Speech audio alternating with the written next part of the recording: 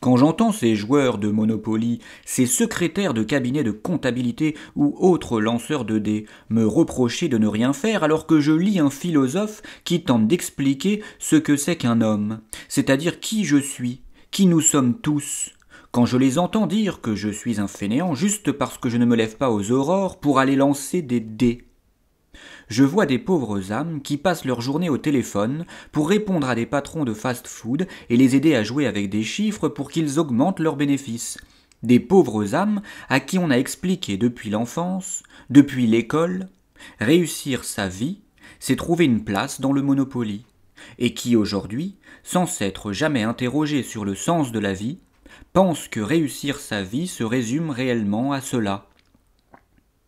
Pendant que les fourmis s'activent et s'égarent dans leurs activités, je fais ce qu'elles ne peuvent pas faire. Je médite sur elles. Qu'elles ne me traitent pas de paresseux, mais qu'elles me remercient plutôt, car je pourrais faire cela sans leur faire part de mes conclusions. En fait, non.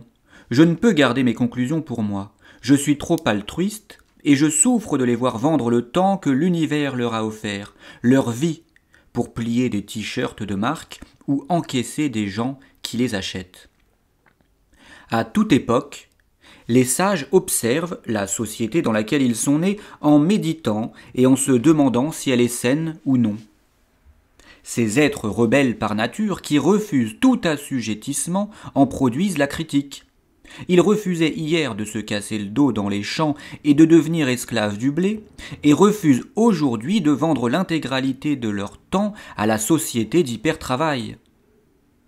Dans la folle époque que nous vivons, on retrouve les mêmes sages que l'on retrouve à chaque époque. Des hommes qui refusent de rentrer dans le moule en dormant et qui analysent les mœurs de l'époque et de la société dans lesquelles ils sont nés. Très souvent, pour les analyser sereinement, ils les quitteront. La meilleure façon peut-être pour trouver l'antidote contre les maladies qui rongent leur époque.